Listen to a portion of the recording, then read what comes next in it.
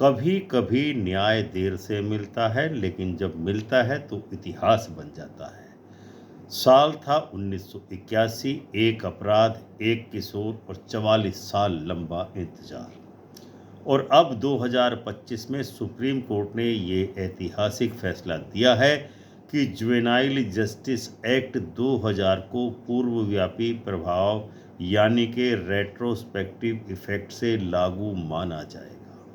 इसका मतलब यह है कि अगर किसी व्यक्ति ने अपराध उस समय किया था कि जब वह 18 वर्ष से कम उम्र का था, तो भले ही उस वक्त यह कानून लागू नहीं था, अब उसे किशोर यानी जुवेनाइल माना जाएगा और उसी के अनुसार न्याय मिलेगा। यह फैसला सिर्फ एक व्यक्ति हंसराज के लिए नहीं है, बल्कि यह फैसला उन हजारों लोगों के लिए उम्मीद की किरण है जिनके मामले अब तक कानूनी तकनीकों में फंसे थे।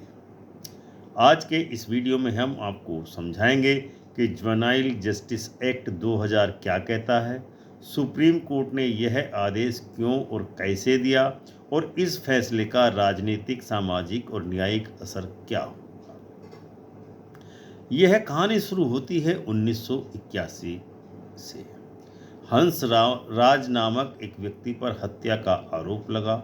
मुकदमे में उसे उम्र कैद की सजा मिली, लेकिन बाद में उसने अदालत में यह दलील दी कि अपराध के समय मेरी उम्र 18 वर्ष से कम थी, इसीलिए मुझे किशोर माना जाए। उस समय भारत में जुवेनाइल जस्टिस एक्ट 1986 लागू नहीं था, वह बाद में आया। और जुवेनाइल जस्टिस एक्ट 2000 तो बहुत बाद में प्रभावी हुआ।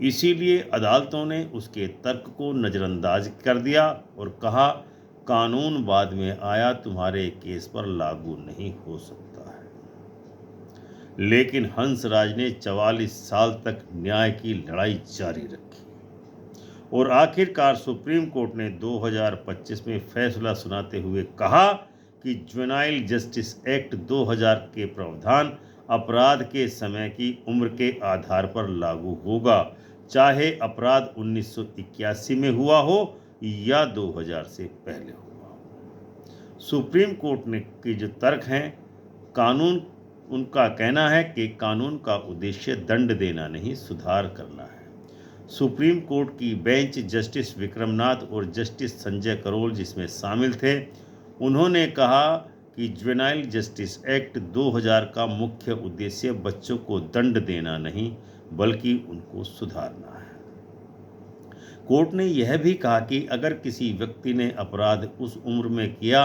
कि जब वह किशोर था, तो उस समय सिर्फ इस कारण सजा नहीं दी जा सकती कि कानून बाद में बना। यह फैसला भारतीय संविधान के अनुच्छेद 21 जीवन और स्वतंत्रता के अधिकार से भी जुड़ता है, क्योंकि कानूनी समानता और सुधार का अधिकार ही कानून के मूल तत्व हैं। जुवेनाइल जस्टिस एक्ट 2000 क्या कहता है?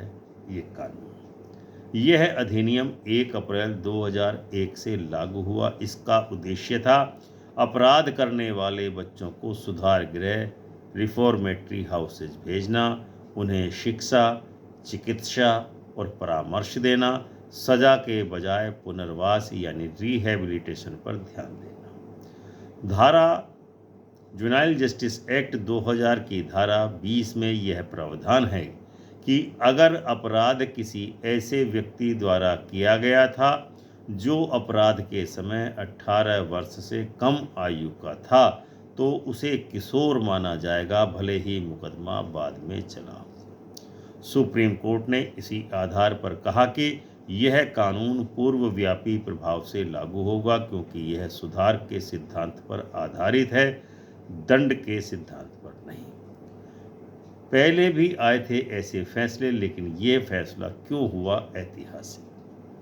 इससे पहले 2012 में भी सुप्रीम कोर्ट ने Hariram versus state of Rajasthan के केस में कहा था कि जुवेनाइल जस्टिस एक्ट 2000 का उद्देश्य दंड नहीं बल्कि सुधार है, लेकिन उस वक्त अदालत ने इसे सीमित रूप में लागू माना था। लेकिन अब हंसराज के केस में 2025 ने इसे और स्पष्ट कर दिया है। कानून का यह प्रावधान अपराध की तारीख पर निर्भर करेगा, न कि मुकदमे की सजा या तारीख पर। इससे हजारों पुराने केसों में राहत मिल सकती है जहां अभियुक्त अपराध के समय नाबालिग थे, पर कानून न होने के कारण उन्हें वयस्क मानकर ही सजा दी गई। सामाजिक और मानवीय दृष्टिकोण का से इस पर क्या असर होगा इस फैसले का? यह फैसला समाज में दया और सुधार के विचार को मजबूत करता है। सुप्रीम कोर्ट ने यह संकेत दिया है कि कानून को सिर्फ सजा देने का औजार नहीं, बल्कि जीवन को सुधारने का माध्यम होना चाहिए। इस निर्णय से जेलों में बंद कई ऐसे लोगों को राहत मिलेगी जो अब बुजुर्ग हो चुके हैं लेकिन अपराध के समय किशोर थे। यह न केवल मानवीय दृष्टिकोण से सही है, बल्कि यह संविधान के अनुच्छेद 39F की भावना से भी मेल खाता है, जो कहता है कि राज्य का कर्तव्य है कि बच्चों का विकास स्वतंत्रता और गरिमा के साथ होना चाहिए। राजनीतिक और प्रशासनिक प्रभाव इस आदेश के क्या होंगे? राजनीतिक रूप से यह फैसला न्यायिक सुधारों के लिए एक बड़ी मिसाल बनेगा। यह केंद्र और राज्य सरकारों को यह सोचने पर मजबूर कर देगा कि क्या हम अपने किशोर न्याय तंत्र को सच में सुधार आधारित बना पाए हैं अथवा नहीं। राज्यों को अब पुराने मामलों की समीक्षा करनी होगी जिनमें किशोर अपराधियों को वयस्क मान करके सजा दी गई। यह कानूनी पुनरीक्षण, लीगल रीअसेसमेंट की बड़ी प्रक्रिया शुरू कर सकता है। आर्थिक और संस्थागत प्रभाव क्या होंगे? जेलों में बंद पुराने कैदियों के पुनर्वास की प्रक्रिया राज्यों के लिए आर्थिक चुनौती भी बन सकती है, लेकिन लंबी अवधि में यह जेल सुधार, प्रिजन रिफॉर्म्स की दिशा में एक सकारात्मक कदम साबित होगा। क्योंकि अगर कोई व्यक्ति अपराध के समय 17 वर्ष का था और आज 60 वर्ष का हो चुका है, तो उसे सुधारने की बजाय जेल में रखना मानवीय और आर्थिक दोनों दृष्टियों से अनुचित है। इस केस ने यह साबित कर दिया है कि न्याय की आत्मा दया और समझ में है। हंसराज को 44 साल बाद न्याय मिला, लेकिन यह फैसला आने वाली पीढ़ियों के लिए एक बहुत बड़ा संदेश है कि भारत का न्यायतंत्र भले ही धीमा हो, लेकिन अंततः वह संवेदनशील और मानवता प्रधान है। हंसराज का केस एक व्यक्ति की कहानी नहीं है, यह उस समाज की गवाही है जो अपने बच्चों को सुधारना चाहता है, मिटाना नहीं। 44 साल बाद सुप्रीम कोर्ट ने यह कहा है कि कानून का उद्देश्य दंड देना नहीं, सुधार करना है, तो उसने भारत के न्याय के इतिहास में एक अमिट पन्ना छोड़ दिया है।